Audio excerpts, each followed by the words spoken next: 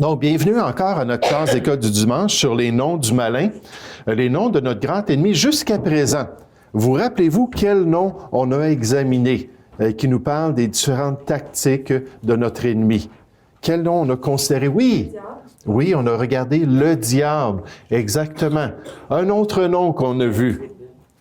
Béelzébul, on ne l'a pas encore considéré, cela. Ça s'en vient. Oui. Le Dieu de ce siècle, hein, celui qui est en train de gérer là, les non-sauvés autour de nous. Oui, Hérol. Accusateur de nos frères. L'accusateur, le diable, oui, c'est ce que ça veut dire aussi, celui qui calomnie et qui accuse. Oui, on a regardé ce rôle-là du malin. Christian. C'est pas le malin? Le malin aussi, exactement. Puis le dernier, c'est un petit peu plus dur. Oui. Oui, merci pour les notes. Hein? Mais l'esprit, c'est un être spirituel. Comme Dieu est esprit, les créatures angéliques sont aussi des esprits, des flammes de feu qui accomplissent la volonté de Dieu, qui ont un accès à l'être humain. Mais ce matin, j'aimerais qu'on puisse considérer un des noms très importants du malin, c'est-à-dire le nom du tentateur. Il est le tentateur. Il est celui qui vient inciter l'homme à faire ce qui est mal. Puis des fois, on voit qu'il y a des gens qui profitent de cette idée-là en disant « c'est le diable qui m'a amené à faire cela ». Puis ils essaient de justifier ce qu'ils ont fait. Mais celui qui vient offrir une alternative alléchante à l'homme plutôt que la volonté de Dieu. Le plaisir de faire ce qui est contraire au plan divin. Puis effectivement, la parole de Dieu nous dit que jusqu'à un certain point, il y a une jouissance à faire ce qui est mal. Il y a une jouissance au péché. Il y a une certaine satisfaction pour l'homme à se détourner de la volonté de Dieu et à manger le fruit interdit. Puis à faire ce qui est contraire au plan de Dieu, à suivre les désirs de l'homme naturel. On le présente dans le livre des Proverbes comme une réalité. On nous parle des gens méchants qui trouvent de la jouissance à faire le mal, qui mettent leur plaisir dans la perversité, dans ce qui est croche, ce qui est contraire au plan de Dieu. Mais je trouve que Proverbes chapitre 14 au verset 14 est très révélateur à cet égard-là. On nous dit, celui dont le cœur s'égare se rassasie de ses voies ou est comblé dans ses voies, et l'homme de bien se rassasie de ce qui est en lui. Dites-moi, qu'est-ce qu'on apprend, quel principe spirituel on apprend de ce passage-là? Qu'est-ce que Dieu est en train de nous révéler concernant l'expérience de l'homme? Oui, Anne? Bien qu'on ne doit pas se confier en nous-mêmes parce qu'on est pécheurs, puis c'est notre Dieu qu'il faut qu'on... Oui, c'est ça. Donc, faire le bon choix, effectivement. Oui, Madame Tremblay. Moi, ça me parle du cœur. Où est notre cœur? En fait, c'est à l'intérieur de nous et c'est se remplir de la vérité. Oui, c'est ça. Donc, trouver dans notre relation avec Dieu notre satisfaction. Hérold. Ça nous apprend également à marcher par l'esprit, non selon la chair. Oui, exactement. En gros, moi, ce que ce passage-là me dit, c'est que le méchant est rassasié et l'homme de bien est rassasié. On peut être comblé dans le mal et on peut être comblé dans notre voie, dans notre relation avec Dieu. En réalité, ce qu'il faut comprendre, la différence, c'est que le péché et la rébellion envers le plan de Dieu donnent un plaisir qui est temporaire. Un plaisir qui est éphémère. C'est pas une satisfaction qui va durer. Ah, OK, j'ai volé au dépanneur telle et telle chose ou j'ai menti à mon professeur. Puis là, je suis tellement heureux. Je suis tellement bien dans ma vie parce que j'ai fait le mal. C'est juste quelque chose qui peut venir et qui est temporaire, qui est éphémère. Puis surtout, il y a toujours des conséquences qui sont attachées à nos choix.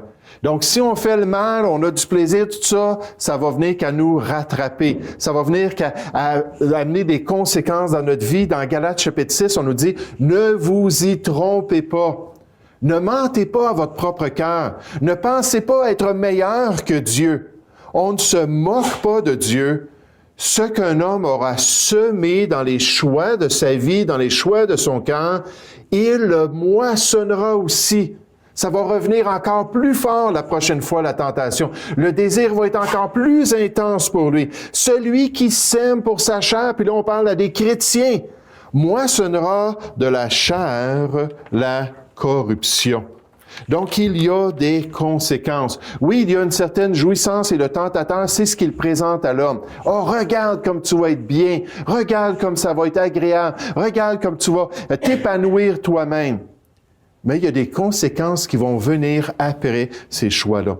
Maintenant, lorsqu'on parle de l'existence du tentateur, lorsqu'on regarde la révélation biblique concernant le tentateur, on sous-entend que le tentateur est derrière quoi? Le tentateur est derrière la tentation. Il est derrière cette séduction spirituelle. Il est derrière ce mensonge-là qui nous amène à avoir un attrait envers le mal puis à se détourner de la volonté parfaite de Dieu.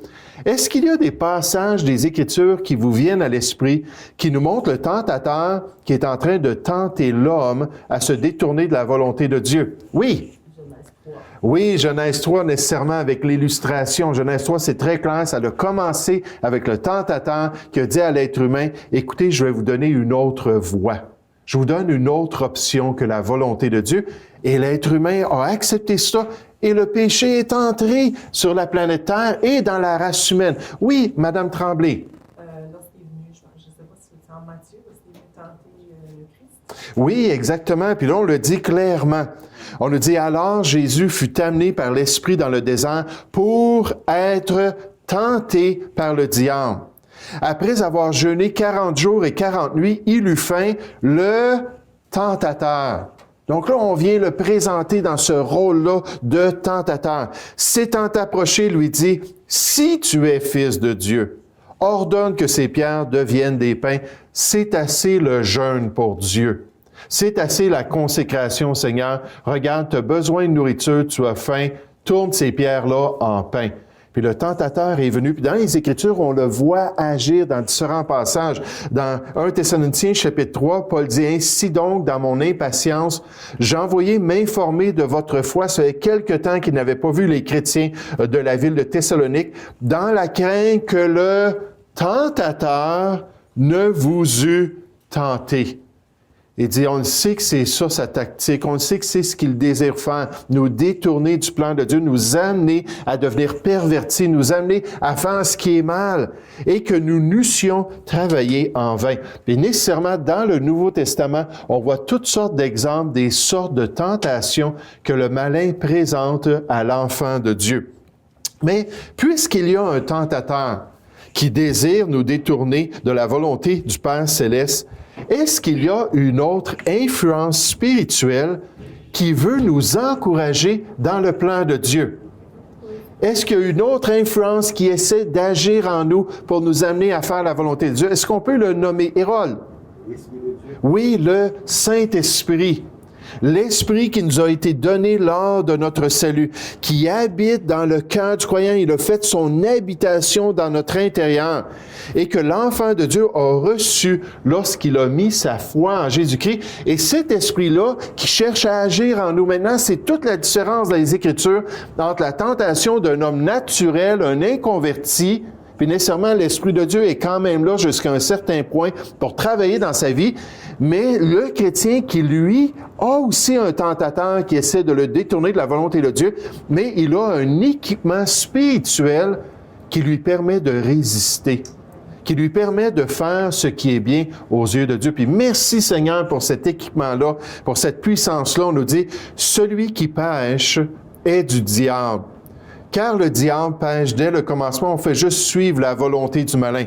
Le Fils de Dieu a paru afin de détruire les œuvres du diable pour nous amener à cesser de pécher. Quiconque est né de Dieu ne pratique pas le péché, ne pêche pas continuellement. C'est le temps continu dans l'original. C'est pas son style de vie s'il est né de Dieu. C'est pas la manière qu'il va se conduire s'il est vraiment un enfant de Dieu. On nous dit pourquoi? Parce que la semence de Dieu demeure en lui. C'est quoi cette semence-là? C'est le Saint-Esprit qui nous a été donné lors de notre salut. On est scellé de l'Esprit jusqu'au jour de la rédemption. Et il ne peut pécher, encore une fois, continuellement, parce qu'il est né de Dieu. C'est par là que se font reconnaître les enfants de Dieu et les enfants du diable. Est-ce que la parole de Dieu peut être plus claire que cela? Que si on est vraiment un enfant de Dieu, on ne peut pas avoir un style de vie qui déplaît à Dieu. Dieu va agir par l'Esprit qui est en nous, il va se manifester, il va sortir la verge, puis il va nous châtier parce qu'il nous aime et il est un bon Père. Et même, ultimement, si nos péchés nous mènent jusqu'au jugement de Dieu, un péché qui mène à la mort, Dieu peut enlever la vie d'un individu et pour lui, il va être sauvé, mais malheureusement, il ne pourra plus vivre ici-bas pour déshonorer son Sauveur. Dieu nous dit c'est impossible. Il va agir dans notre vie. Dans 1 Jean chapitre 5, on nous dit, nous savons que quiconque, c'est pour tous les chrétiens nés de Dieu, ne pêche point, c'est le temps continu encore. Ne pêche point continuellement, ce n'est pas son style de vie. Oui, le juste tombe, il se relève, mais c'est pas comme ça qu'il vit sa vie chrétienne. Mais celui qui est né de Dieu se garde lui-même et le malin ne le touche pas. Pourquoi? Parce que l'Esprit de Dieu lui a été donné. Donc, dans cette expérience-là du chrétien, on peut voir qu'il y a deux influences spirituelles autour de l'enfant de Dieu. Une influence pour l'inciter à faire ce qui est mal et une influence pour l'exciter à faire ce qui est bien. Puis les deux influences sont là, puis travaillent continuellement dans son cœur. Puis nécessairement, d'après Galates chapitre 5, on sait que le cœur du chrétien est divisé en deux. Il y a une section qui c'est le vieil homme, la chair, qui est attachée aux choses de ce monde. Puis l'autre section, c'est le nouvel homme, l'Esprit de Dieu, qui est attaché aux choses de Dieu. Donc, ces deux éléments-là, ces deux influences-là, viennent faire appel au désir de notre cœur. Puis là, la question pour nous, c'est à qui est-ce qu'on se soumet? Vers qui est-ce qu'on se tourne pour accomplir la volonté? La Bible nous présente même la recette de la victoire sur la tentation. Puis en passant, la victoire est déjà acquise pour l'enfant de Dieu. Jamais est-ce qu'on va pouvoir s'excuser d'avoir fait le mal en tant que chrétien. Pourquoi? Parce qu'on nous dit qu'il n'y a aucune tentation. Le tentateur ne peut pas nous forcer. Il n'y a aucune tentation qui nous est survenue qui n'ait été humaine. Et Dieu, qui est fidèle, ne permettra pas que vous soyez tentés au-delà de vos forces. Mais avec la tentation, il préparera aussi le moyen d'en sortir afin que vous puissiez la supporter. Donc, Dieu nous dit, je permets la tentation. Je donne la permission au tentateur de venir agir dans ton cœur, de t'encourager, de t'inciter, de te montrer toute la beauté et la jouissance du mal. Mais dans le fond, tu dois faire le choix parce que je te donne l'alternative de rester dans mes voies. Je te donne la possibilité de faire ce qui est bien. Mon pasteur nous disait toujours, quand vous tombez dans le mal, c'est pas parce que c'était trop grand pour vous, c'est pas parce que c'était trop alléchant à vos yeux, c'est parce que votre cœur a choisi de tomber dans le mal. Puis il dit, pour être de plus en plus victorieux et croire dans les voies de Dieu, il faut de plus en plus donner notre cœur au Seigneur. Puis de plus en plus s'offrir à lui pour accomplir sa volonté. Dans Romains 6, on nous dit, autant on s'est livré au mal, puis on s'est livré au péché pour être des instruments, pour que nos corps, nos membres soient des instruments d'iniquité. Il dit maintenant, livrez-vous au bien pour être des instruments de justice dans les voies de Dieu, en accomplissant la volonté de Dieu. Mais quelle est la recette pour avoir la victoire sur la tentation? Cette recette-là, c'est la relation avec Dieu. On nous dit, veillez et priez de peur ou afin que vous ne tombiez pas dans la tentation. L'esprit est bien disposé, la nouvelle nature est là, mais la chair est faible, la vieille nature est toujours là. Puis le plan de Dieu, c'est qu'on ait une relation intime avec le Seigneur, qu'on se discipline, qu'on s'entraîne spirituellement pour passer du temps avec Dieu, pour dépendre de lui, pour le reconnaître dans nos voies, pour lui dire, ne nous induis pas en tentation, Seigneur. Aide-moi à rester fidèle, aide-moi à rester dans tes voies, puis à accomplir la volonté de Dieu. Passer du temps dans la parole de Dieu, passer du temps dans la présence de Dieu, dans le sanctuaire de Dieu par la prière. Et si on le fait, Dieu nous promet qu'on va avoir tout ce qui est nécessaire pour être victorieux. On nous dit dans Jean chapitre 4, « Soumettez-vous donc à Dieu. Résistez au diable et il fuira loin de vous. Approchez-vous de Dieu, il s'approchera de vous. Nettoyez vos mains, pécheurs, purifiez vos cœurs, hommes irrésolus. Puis un peu plus loin, ça dit, humiliez-vous et vous allez être élevés devant Dieu. Oh, ça prend des chrétiens qui ont un culte personnel. Ça prend des chrétiens avec une vraie piété envers leur Père céleste, qui veulent le connaître, qui veulent marcher avec lui. La vie éternelle, Jean 17:3, c'est que tu connaisses le seul vrai Dieu, qu'ils connaissent le seul vrai Dieu et celui que tu as envoyé, Jésus-Christ lui-même. Dieu veut une intimité. Il ne veut pas qu'on soit indépendant. Il ne veut pas qu'on croie qu'on est assez fort pour vivre la vie chrétienne sans lui, mais au contraire qu'on puisse prendre du temps avec lui quotidiennement. Et à chaque jour suffit sa peine, une journée à la fois, et qu'on puisse être victorieux à chaque jour pour la gloire de Dieu. Dans 1 Jean chapitre 2, au verset 1, on nous dit « Ce que Dieu veut, c'est que vous ne péchiez point. » Donc la victoire est potentiellement là pour tous les chrétiens. Puis là, on doit demander, Seigneur, en 2020, aide-moi à rester pur. Aide-moi à marcher dans tes voies. Aide-moi à accomplir ta volonté. Oh, le tentateur veut qu'on soit loin de Dieu.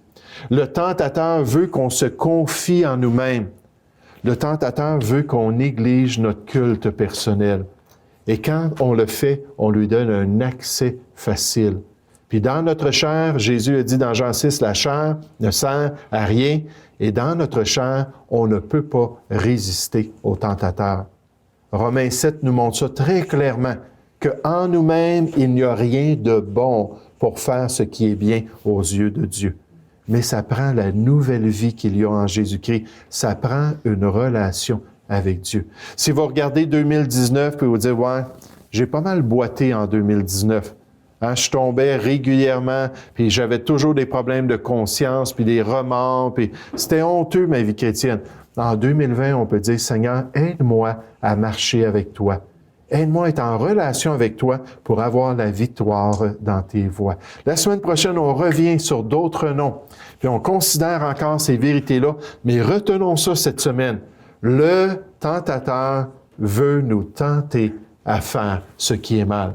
Qu'on puisse s'approcher du divin berger et avoir toutes les ressources spirituelles pour résister à la tentation et être victorieux dans notre marche chrétienne.